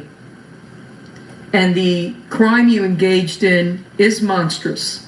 There's no other way to describe it. None. Fogel did have several people testify on his behalf today, including members of his family, who said that he was well known for helping people. Nah, man, I don't care. I don't even want to hear no more. I think he got what he deserved, and that was a tragic situation. I want to pray for the people that lost their lives in this. And I'm thankful that some people only got hurt in this tragic event, because what I saw seemed like it could have been much more tragic than what happened. I want to pray for everyone affected by this. Amen. Let's keep on moving forward, you guys. We got to get on over to Florida. We got this couple that lost their life savings, and all this came down to just buying a vehicle. Don't get caught up in these schemes, you guys, and especially don't be out here spending your life savings either on no car. If you already got a vehicle, cool, be okay with that. But sometimes you probably want to, biting off more than you can chew. There's no way I'm going to spend my life savings on a car if I already got one. I'm going to be happy with the car I got. News 6 uncovers a disturbing trend of online vehicle scams targeting hardworking families. I'm News 6 investigator Louis Bolden. An Orange County couple who lost their life savings shares their story of deception that started on Facebook Marketplace. It's a warning for anyone who shops on... I don't buy jack off Facebook Marketplace, and I sure ain't going to use OfferUp, because both of them are schemy and sketchy to me, straight up and down. I'm not using either one of them. I don't believe it. I mean, I used to do a lot of Craigslist, but I even stopped doing that. So, are you gonna give us this video or what? You gonna just keep on messing with us? Are you giving it up or not? I done circled you 2 times already. Because I will cut that 0 and get to the next story. Y'all know how I get down. Let me know. Yeah, I bet you get right now. Come on. How we gonna do it? News 6 uncovers a disturbing trend. All that blurry crap. I don't want that. Fix yourself. I mean, paying all this money for this high def stuff and they want to be blurry. I mean, looking like I'm coming out of HD camera. Find vehicle scams targeting hardworking families. I'm News 6 investigator Louis Bolden. An Orange County couple who lost their life savings shares their story of deception that started on Facebook Marketplace. It's a warning for anyone who shops on social media platforms. Yeah, I bought it out in Mount Dora. with 30,000 miles on it. Jeffrey Colketty enjoys his 2002 Chevy Avalanche so much. These are all toolboxes. He decided he wanted a newer version, just like it. The back actually comes out. He says his search took him to Facebook Marketplace, where he thought he found the perfect vehicle. So I found this one on the internet. 8,000 mile one. Thought it was a great deal. The guy called me back. We talked. You know, he's telling me how nice the truck is.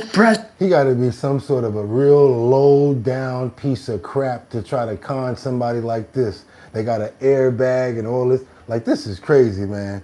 This is bananas. The company then sent the vehicle's Carfax report and a purchase agreement. The seller was Driveline Motor. The sale price, $12,300, and it was signed by the CEO. Colketty and his wife were ready to go. At any point, did you feel something might be off? No. Jeffrey wired the $12,000 and the signs of fraud emerged. The company's website disappeared, phone numbers were disconnected, and emails vanished. It was all the savings the couple had. First of all, I'm not buying no car that I can't see. That's just like me telling y'all right now. Y'all do me a favor right now. Everybody in the chat. Let me see who's gonna go for this. If you guys, I got something for sale right now. You gotta buy it in the next 30 seconds or you will not get it. If you guys don't put up $1 right now, you're not gonna get this deal. I've got it for you right now. It's something that, it's a special thing. Let me tell you what it is. It's a bridge. And where this bridge is at, I'm talking about you guys that make so much money, y'all not gonna believe it. It connects Manhattan to Brooklyn, right? I own it and I got it for sale right now. For any one of you that want to buy it, $1. First person to put $1 in the super chat, you guys are going to be the proud owner of whatever you want to name this bridge. It just happens to connect Brooklyn to Manhattan. Those are the two cities, right? All you got to pay, $1. When I see that buck in the super chat, you now own that bridge. So now, was that a good pitch? Lived my whole life, never had a savings account. That was the first savings account I ever met. Excuse me. The crooks used a name similar to a real business. Instead of Driveline Motor Cars, they used Driveline Motor. According to the FTC, the amount of money Americans lose to fraud increases every year. In 2024, it was $12.5 billion, a 25% increase from the year before. Damn. Shame on them. Shame on Facebook. They shouldn't even have a marketplace. Trusting someone online, especially on a social site, you have to do the vetting. Holly Sammons is the president of the Better Business Bureau of Central Florida. She says people assume that social sites have protections in place to prevent fraud. It had everything on it. They don't. The social site is not going to do the vetting for you. Nope. Just because there's a listing doesn't mean anyone has done any sort of vetting. Yep. Matter of fact, all they're going to do is take the money for the ad. You can put up anything almost on there. That's why they send you all that crap from Temu. I'm telling you guys right now, I don't buy none of that crap. Temu, I be seeing all sorts of videos. It'd be something real cheap. I'd be like, oh my God, I love that right there. And then next thing you know, that spinning thing go around and I see it's Temu. I'd be like, nah, I'm good. As long as it's Temu, I'm straight. Uh-oh, we have a winner here. Someone wants to buy the bridge. Who we got, y'all? We got the username Mac9189. Uh-oh, the bridge is now yours. Yeah, just go downtown and stand there, right? Stand at the entrance, because right now, don't worry about this other one. One is called Manhattan, and then they got one that's called the Brooklyn Bridge, right? But don't stand by, don't worry about what the signs say. Just stand by the Brooklyn one, and that's the one that you own. Just stand there, make a sign, and tell everybody that they got to give you $1 to go across your bridge. Everybody, let's get a round of applause for the person that just brought the bridge. I don't know what they're going to name it, but right now, like I told you, it's called Brooklyn, but you can name it anything that you want. Let's keep it moving forward, you guys. Let's go over to South Florida, where a man says his dream ride turns into $30,000 nightmare. Y'all just as crazy as me. I swear to God, I love my chat. I swear I love y'all. Bought the car of his dreams only to have the dealership lure him back and take it away today. This one here, Ooh, y'all, somebody gonna be ready to fight on this one. Uh-oh, somebody else wanna buy it too. Sky.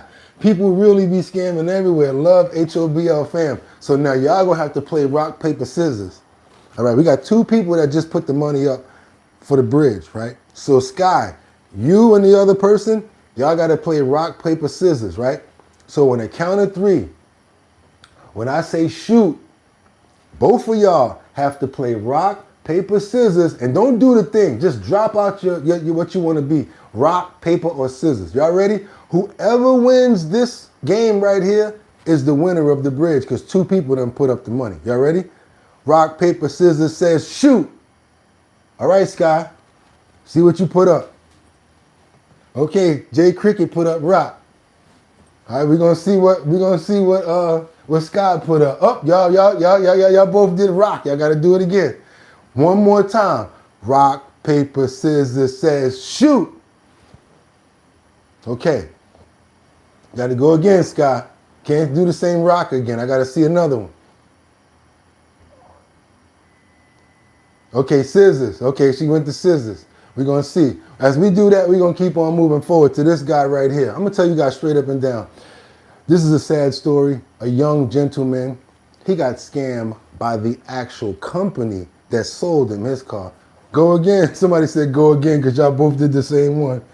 He claims he's out $30,000 and an investigation into what happened is now underway. Check this out. He found and bought the car of his dreams only to have the dealership lure him back and take it away. Today, he claims he's out $30,000 and an investigation into what happened is now underway. Local 10 News investigator Jeff Weinseer is on the case. I would be hella mad. It's the car I've always wanted, and I just gave it a shot, and this was what happened. 21-year-old Christian Mobley saw it online, this 2017 Jeep Grand Cherokee SRT. This is a very hard car to find. It's very rare. The Grand Cherokee sitting on the lot at Miami Auto Mall at 201 Southwest 37th Avenue near Douglas and Ponce de Leon Boulevard. Mobley bought it. 2 weeks later, the dealer lured him back. They asked you to bring the car back, saying they needed to do a rebuild inspection. Yes. So you bought a car. First of all, thank you so much, Miss Swanza. She said she bought the bridge from both of y'all. And that was a $49.99 super chat. I don't know. We got somebody that's going to trump that and buy the bridge from Miss Swanza. Then we got another thing talking. But right now, this guy paid 30 grand for the car. Dealership calls him up. Hey, we need to do some work on the vehicle. Bring it back in. He does that. This is the part when it gets a little sketchy. Check this out. There's going to be a couple days I don't want to be responsible, and then, you know what I mean, it's going to be at the inspection place. And I don't want no problems, you know what I mean? So the owner is saying, take all your stuff out because I don't want your stuff getting stolen out of here while we're working on it. Mobley was asked to remove all of his possessions from his SUV. I know my people ain't going to steal, but it might be the other people, you understand? Yeah. But there was never going to be an inspection. Mobley, who was suspicious, had actually placed a tracker on his Jeep. It's not at the rebuild inspection place. It's at random stores.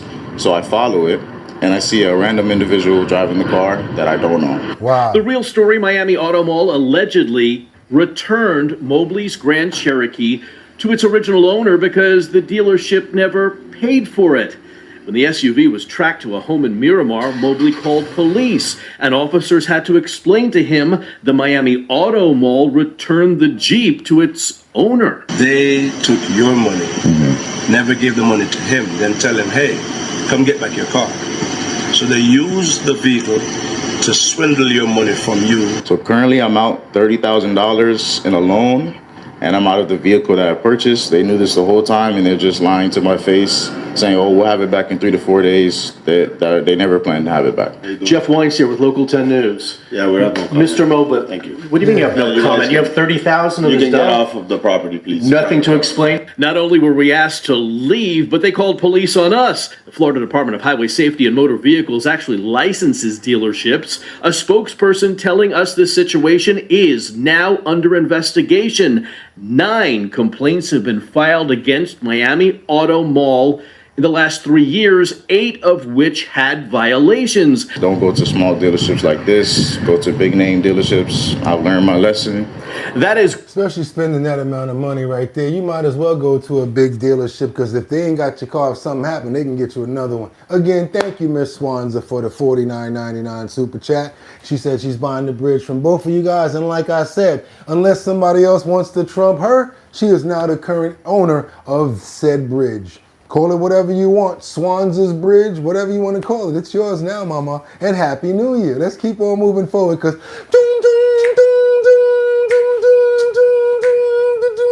now, what y'all want to do? You want to be ballers, shot callers, ballers, who be dipping in the bins with the spoilers. On the low, y'all, I know a lot of you guys don't like when I sing that song. Look, the guy got 50 months, he about to come home soon, and it's gonna be hell to pay, because his sons is already starting some stuff up. That's right, P. Diddy's sons, they're releasing a documentary, and I think that they're trying to go tit for tat right now. It's not Diddy, but it's his sons, and I'm sure he probably had something to do with it. All right, so it's time for entertainment news, but not the happiest So we're gonna see what's up with their documentary, guys. stories. It's not, Ryan. What's going on in your department? Well, so we're going to be talking about a new Okay, yeah, I already gave y'all one slip up. Don't keep it going now. Let's try to do something the right way. Let's do it the right way. New docu-series. What is it about? Let's series go. here. First, there was Sean. Oh yeah, that's how y'all getting down at Verizon for the top of the year. Okay, we gonna have to make a phone call. Sean Combs' The Reckoning by 50 Cent, and that was on Netflix. Of course, it was one of the highest rated docu-series in Netflix history. Yeah, they really acting up on your boy. Now, why you ain't do that when the Epstein stuff was coming on? So yeah, long story short, the Sons are making a docu-series right now. They probably gonna be blowing the wool off, blowing people out the water, trying to show a couple of other instances. Right, very intense, about his rival hip-hop stars fall from grace. And now the two sons of Sean Diddy Combs now coming out with their very own docu-series telling the story from their point of view. Protection of his children. Oh, okay, you son of a fuck or something. Don't know why y'all doing that, but okay. Only video doing that. Want you guys to see it though. And this is totally sabotage right now. Ain't nothing, no other video doing this. Arriving in court for day one of their father's sex No other video doing in this. New York. Hands gripped in solidarity. Do you still believe your dad's innocent? I don't know why y'all want to get all funky over Diddy video. All of a sudden, y'all let everything else play. History, right? Everything else. Hands gripped in solidarity. Do you still believe your dad's innocent? So this just dropped Sunday night on the video on demand service known as the Zeus Network, releasing the trailer for this. So they dropped the video on the Zeus Network. I don't know why they don't want this to be seen. Project. Now the series appears to shine the spotlight. Hey Leo, chill out, man. I ain't trying to hurt your boy. Let's keep it going. Let's keep on moving forward, you guys. Let's get on over to Dorian Orchard, a D-Rug factory. Police busted it with over $38 million in Mills meth in this lab over in Banja. I bet you they let this one play. Let's keep on moving forward, you guys. Yeah, we go overseas, we go everywhere when it comes down to our stories. Let's go. A durian orchard tucked away in the hills of Pahang has been exposed as a fort. Oh, this doing the old school thing where it's building up the speed. Look at that. Y'all really gonna try to violate and do that? Word, where it can catch up to itself? Wow. Fortified drug processing hub after police seized more than a ton of methamphetamine worth nearly 38 million ringgit in a series of coordinated raids. Bukit Aman Narcotics. Can't let that look like that. That look like it's on a watch back in the days. You're gonna have to get yourself right if you're gonna be up in here. Sorry, y'all, but we got to get this right. I don't know. Crime Investigation Department Director Commissioner Datuk Hussein. Hold on 1 minute. Let this stupidness fix a little bit. I don't know what's going on here. Yeah, it's really acting up right now. Hussein Omar Khan said intelligence led. Woo! Y'all got the monkey wrench on Bugatti going in the top of the year, huh? I ain't gonna let it get me down. I'm not gonna let it mess with me, you guys. Let me see something real quick. Give me 1 second. I know what to do. One last thing. I know what to do.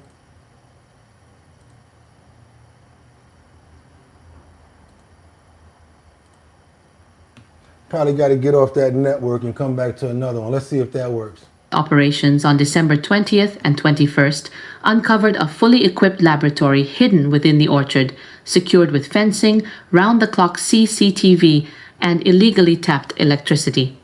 Investigations revealed that the suspects had entered the country as tourists from August, with drug processing activities believed to have begun the following month.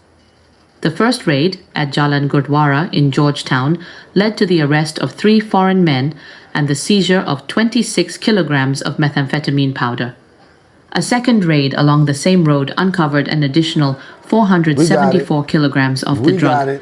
The third raid at a house within the durian orchard exposed the clandestine laboratory and yielded more methamphetamine in powder, crystal, and liquid forms. So they thought that this was a regular farm, but these guys had something connected to it with closed circuit television. They had a whole different meth lab going on the other side of this farm.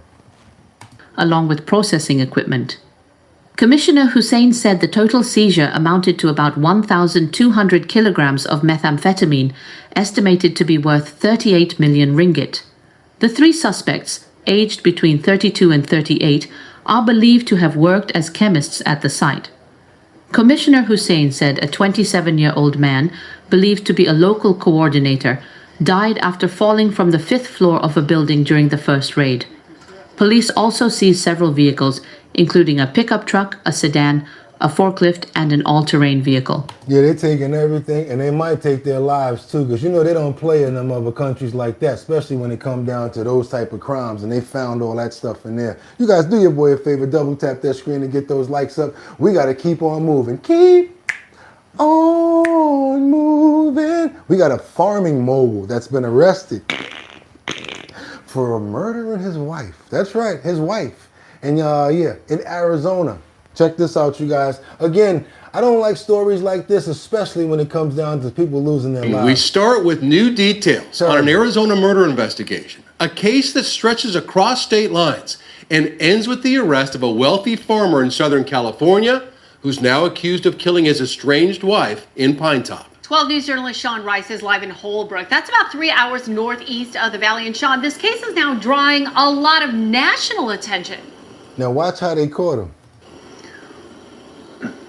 Yeah, Tram and Troy, it absolutely is. Good afternoon to you both. The reason for that is because the man now sitting behind bars in Southern California may very well be one of the most influential, well-known, and well-financed farmers in all of Southern California. Let's take you to a booking photo we just obtained today from the Imperial County Sheriff's Office in Southern California, that's just outside of San Diego, of 63-year-old Michael Abadi. Just last week, he was indicted by a grand jury here in Navajo County on a charge of first-degree murder. He stands accused of traveling from Imperial County to Pine Top, Arizona, solely to shoot and kill his estranged wife, Carrie. And then detectives say he traveled right back the following day to his home in California. Now, this homicide investigation took place at a $1.6 million home in Pine Top on the night of November 20th. Today, we learned that deputies were called out to this sprawling 13-acre property by a family member of Carrie's, reporting that she had been shot. She died while en route to the hospital. And that night, no suspect was located at her property. Deputies and investigators spent the next 4 days scouring the entire property for evidence. That evidence led them to El Centro, California. That's where Carrie and Michael previously lived for over 30 years. There, they executed several search warrants at Michael's home, his trailers, and his businesses. They also interviewed droves of close friends and family members spanning multiple states. Then just 6 days ago, that Navajo County grand jury indicted him on a first-degree murder charge, evidence pointing to him driving all the way to Pine Top from El Centro, shooting Carrie, and then driving back right after the alleged murder. They probably got him on GPS and they got all the stuff against him now. I mean, you get all that money, get to that point where you want to commit a murder. You never know, though. It could have been a divorce that was about to go on. Maybe he was about to lose a lot of his money.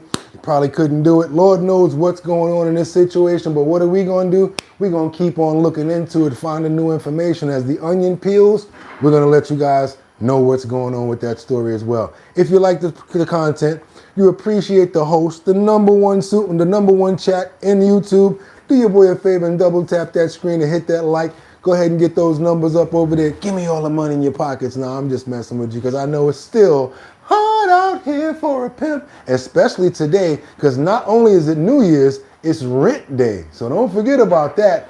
Right after Christmas, they bang you again 5 days after, and it's time for that rent or that mortgage or that payment. Y'all know what it is. Let's get on over to Illinois and by way of Massachusetts, where there's up to $400,000 worth of lobster. How many people out here like lobster?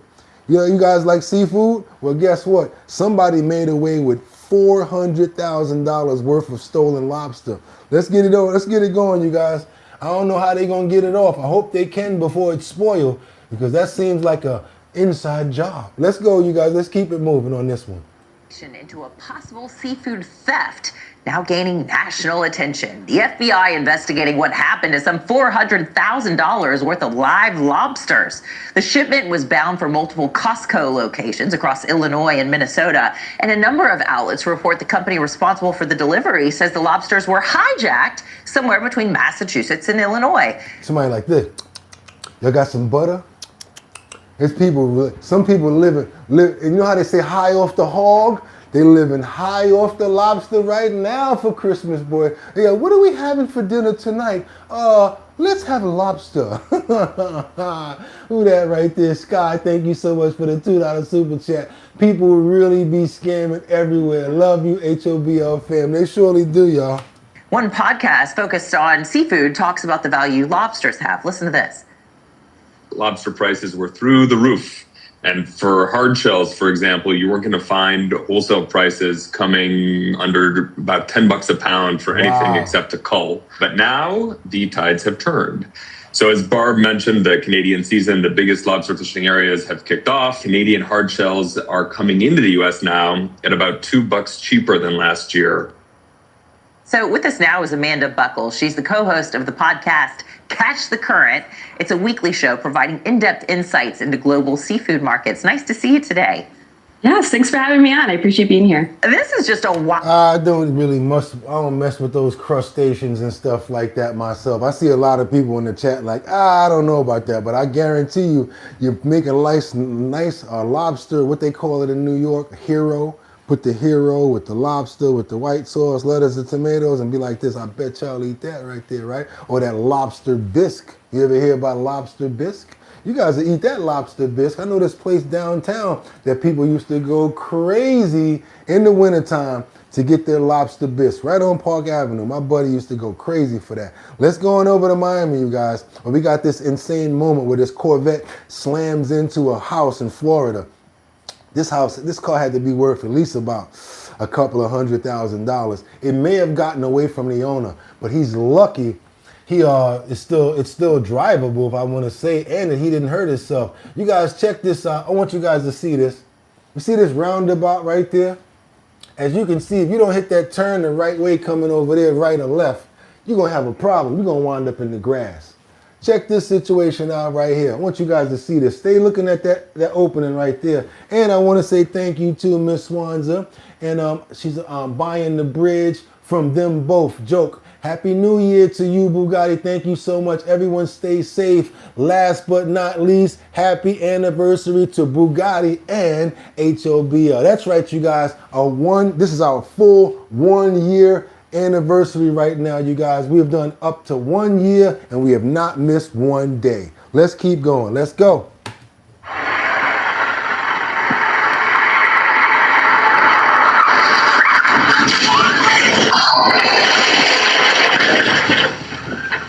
Little red Corvette, baby, you're much too fast. Like, who the hell done tore down my gate? You're lucky it was a wood gate, and you're lucky you were able to catch it. Let me tear down the rest to get up out of here. Thank you, thank you. Let me go ahead. And that's a nice Corvette right there, and he's lucky because he had the top down. That could have went a whole different way, my pal. Could have went a whole nother way right there, to be honest.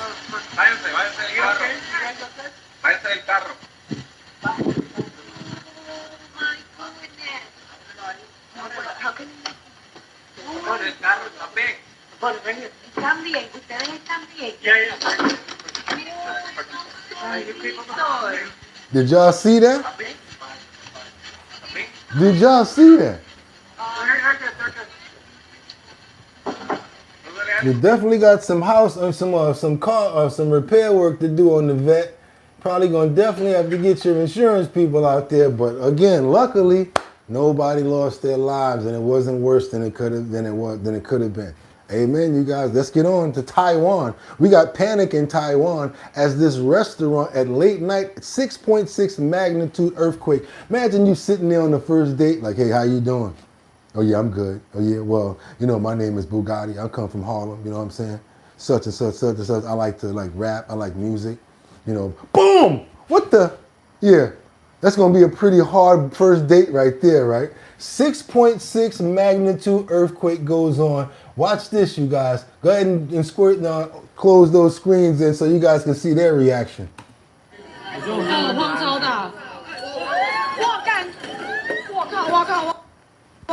I wouldn't walk in the building. I'm going outside in the middle of the street.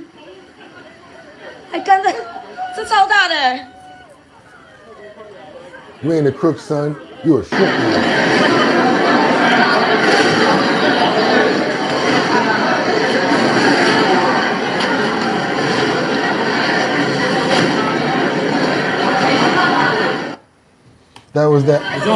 That was the earthquake right there, making the water go back and forth, because of the rumbles and everything. They've been having a number of earthquakes going on right now, you guys. I gotta tell you, especially over in Japan, Taiwan, and those other regional countries. Do your boy a favor, double tap that screen to get those likes up, because you're not gonna believe what you're about to see right now.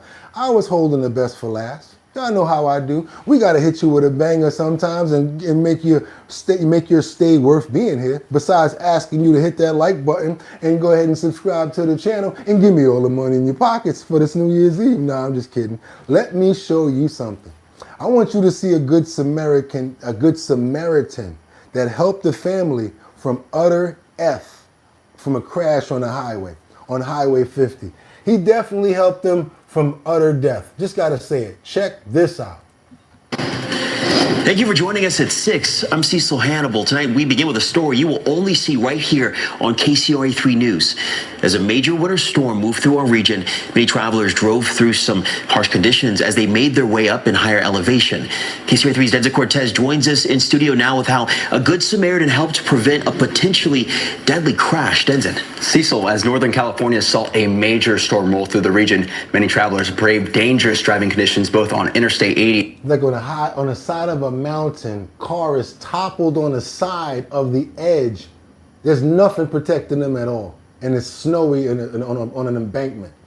And Highway 50, where Caltrans reported multiple spinouts. Tonight here on KCRA, we will show you one spinout that could have been life or death, and the Good Samaritan who stepped in to help. A terrifying moment caught on camera on historic Highway 50. Family's car losing total control. Their lives literally hanging. And it sucks how the white car in the front kept on going. Y'all saw that? In the balance. Behind them, a Good Samaritan jumps out with no hesitation. During that time, I think it's the adrenaline kicking in. That person, Staff Sergeant Ruben Tala, stationed at Travis Air Force Base. Well, during the day, we're really excited to go there, we like snow. And then that thing happens. He and his family heading up the historic Sierra Corridor, but in seconds, faced with a choice. So you had the car behind you. When you saw that car spin out, what went through your mind? Well, when I saw the car spin out, like I told you, I thought about my wife and my daughter. What if there's a family on that car? Somebody has to help, The car teetering hundreds of feet below, dangling by just a tree. One wrong move, he can be with that car tumbling all the way down to the slope. I yelled at them, "Hey, do you have any rope? I need some rope." Then one guy ran back to his truck and gave me a rope. Then the other 3 guys, they were holding my hands to keep the car not moving. Highway 50, known for its hazardous driving conditions during the winter, posing trouble for even the most experienced drivers. So the driver is really thankful. He's really thankful at me, and I think his wife. Let's get those likes up, yo. Let's show some love over here. We almost at 300 likes, our co-hosts are saying. Let's give our co-hosts some love and get those likes up to 300. That's what they're asking for. He's still in state of shock that time. She was holding her two dogs. A decision that was made in seconds, but an instinct that changed a couple's lifetime. It's funny too, because like one of her dogs' name is Luna, which is my daughter's name. I was like, what was the coincidence, right? People might see this video and consider you a hero. What's your thoughts on that? I'm just doing my part to help somebody else, you know. That's how we're trained in the Air Force. We help somebody when they need some help. No matter the situation. No matter the situation is. Sergeant Tallis said the couple made it out safe with their two dogs. Just a scary scenario that could have ended much differently, Cecil. Woo, boy, oh boy. You talk about somebody that came to the rescue. He would have been getting all types of Christmas gifts this year. He would have been getting all kind of Christmas gifts from my family.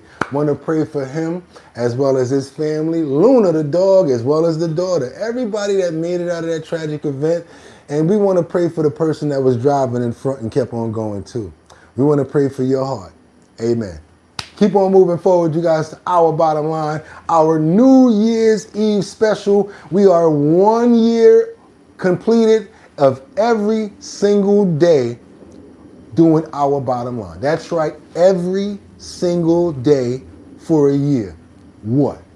Even if the vocal and audio was messed up, we still showed up and showed out. Let's keep on moving forward, you guys, because we got to go on over to T-Neck, where sometimes blame it on the blame it on it, blame it on the alcohol, blame it on the alcohol. Yes, happens to have something to do with music, as well as, sad to say, alcohol. We got a person from Teaneck, New Jersey, who says, "I'm sorry, I've been drinking." But what did he do prior? He stole from a music store. Mandolins, of all things, he stole mandolins.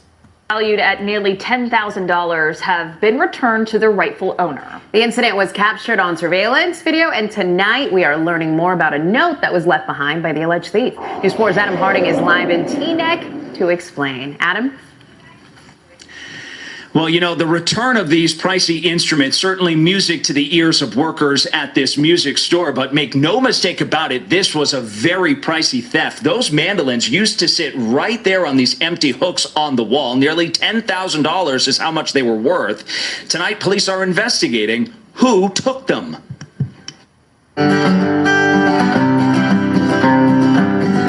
They're always strumming away at Lark Street Music in Teaneck. Leading up to the holidays, workers here were singing the blues, all because of a pricey theft that hit all the wrong notes. That was quite a week, you know, the week that was. Store surveillance cameras capturing it all. Watch as the brazen thief grabs a mandolin off the wall, then he stuffs it in his coat pocket. A few seconds go by, he's looking around, then he does it again before walking off. And I like especially when he took one.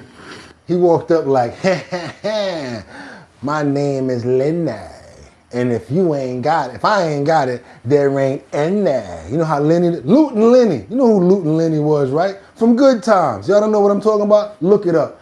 Looting Lenny from Good Times. That's his offspring right there. Let's go. Let's check and see if I'm looking or anything. I'll take the other one. I got two big pockets. It's easy for owner Bernard Levine to laugh about it now, but there's nothing funny about what was stolen. Each instrument valued at roughly $4,000. I posted. I got a question. If those instruments cost so much, why you got them all on them hook and juke pieces of wire up there? They could be falling off the wall and breaking from being on that cheap setup.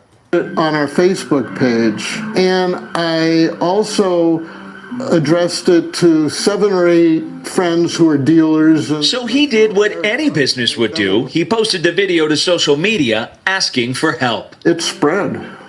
I got your boy Lootin' Lenny. My name is Lenny, and if I ain't got it, there ain't any. I think because the video was so vivid. And after just a few days online, those same cameras capturing the moment the mandolins were quietly returned. Some guy opens the door up front, stoops down, and leaves. So I walked over there and wow, there are the 2 shopping bags with the guitar, with the mandolin neck sticking out.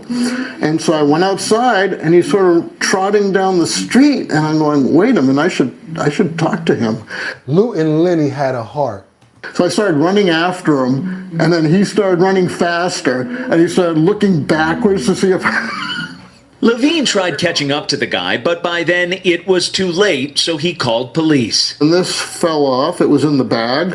One of the mandolins was slightly damaged, but what has everyone talking is the note left in the bag. And it said, I've been drunk, Merry Christmas, you're a good man. I thought, well, if I was in that position, that's probably what I would do if I wanted to try. Hit him with the, I've been drinking. I've been drinking,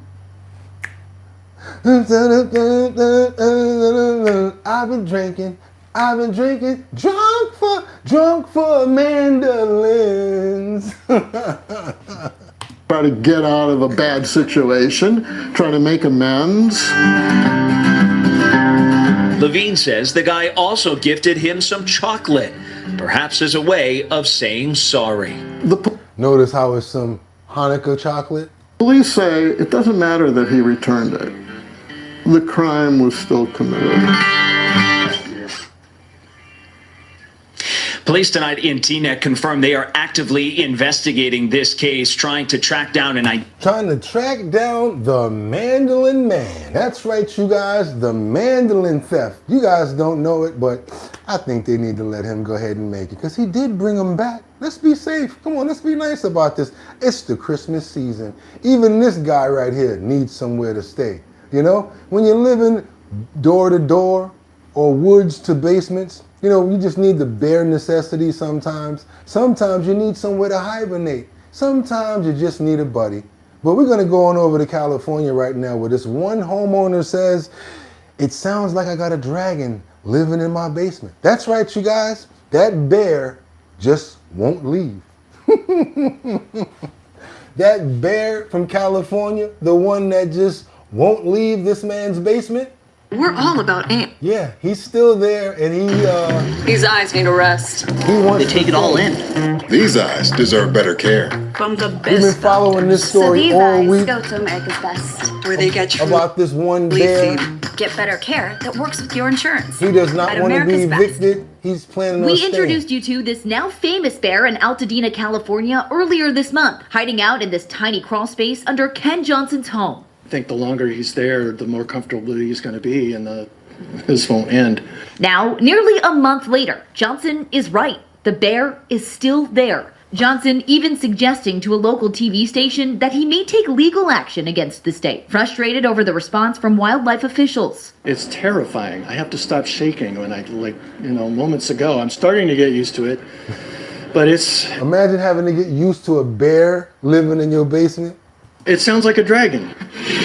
The 550-pound animal scaring raccoons and reporters alike. Aside from safety concerns, Johnson says the bear has damaged a strap holding a gas line under his home, forcing him to shut off the gas. California Fish and Wildlife personnel have tried to lure the bear out using air horns, chemical scents, and a trap, managing to capture a bear at one point, but not the right bear. They caught another bear, but not the one that lived there. He's too smart. Look, he only needs the bare necessities. If you want to try to get rid of him, you better put a big bucket of what? H-U-N-N-Y outside. You might get him with some honey. Let's keep on going, y'all.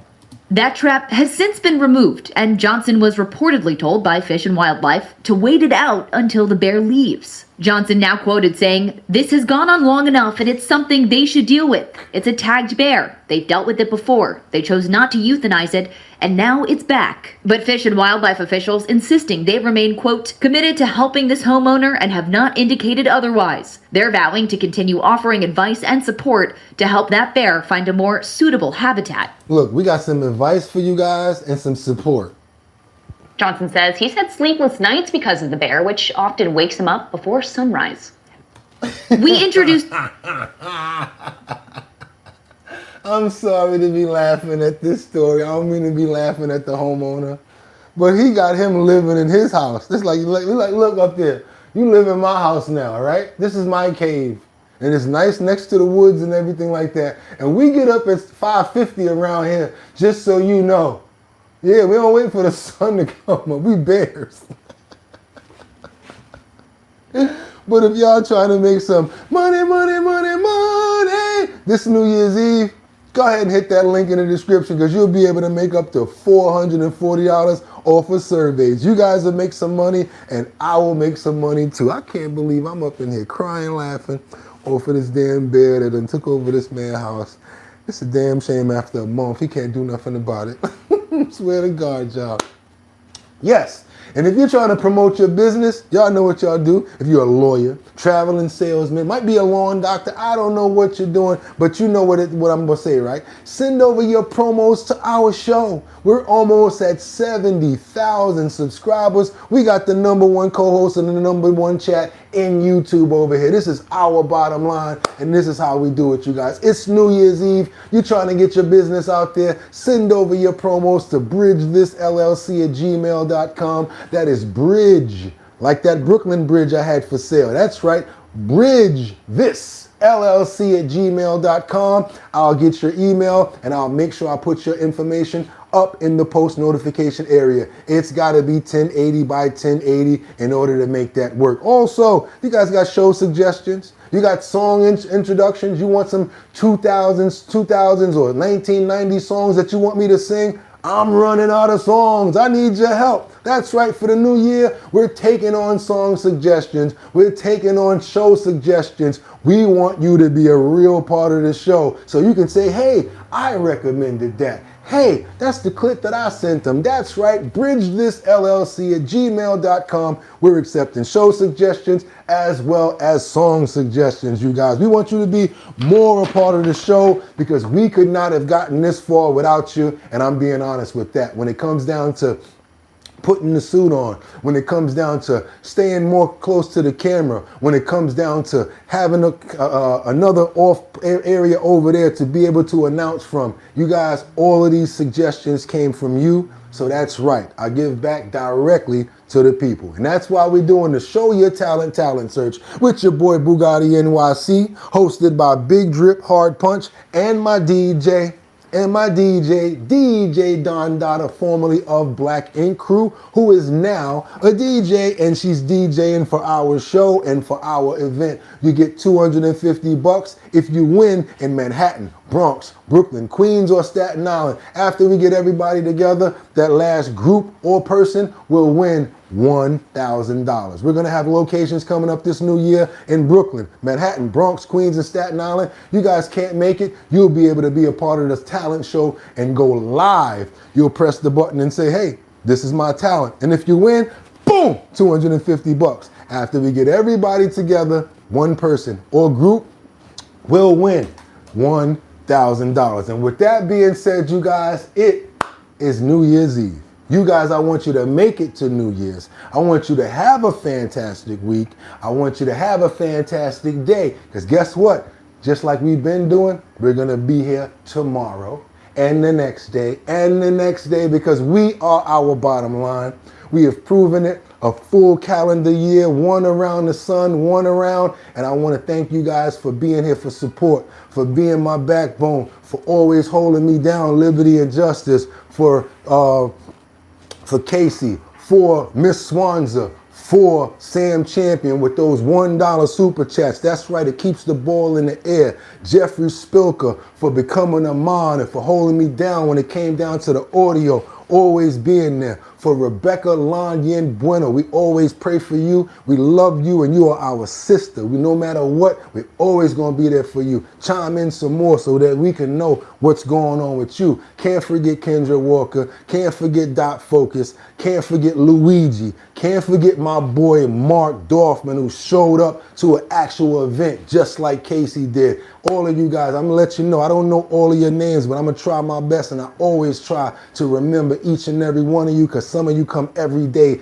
Diggity, Batty Lynn, you know what I'm saying? People like Terry. I know who my people are, and I want you guys to know I love you guys, and I appreciate every single thing and every single person that comes here. Y'all know what I'm talking about. And with that being said, y'all could have went anywhere. But the fact of the matter that y'all came here to chill with me for our New Year's episode, I appreciate you. And with that being said, I want you guys to have a safe holiday. Be here tomorrow to see me. Don't be too saucy with the hangover, because I want to make sure you guys are safe. I love you. I appreciate you guys. And I would not be able to do this without every single one of you. And with that being said, you could have went anywhere. But the fact of the matter that you came here for the anniversary of Our Bottom Line, thank you, Tim the Jim. Thank you so much, Miss Swanza. Thank you so much, every single person that shows us down for this show. Who else we got up in the building? I just can't leave without saying some more. Maria, Terry, Sky, Brian, Dapple, Liberty and Justice, Casey. I could never forget you, bro. Love you guys, and I can't wait to see you guys tomorrow for a brand new year. It's Our Bottom Line, and that's how we do it. Get 'em! Peace. One.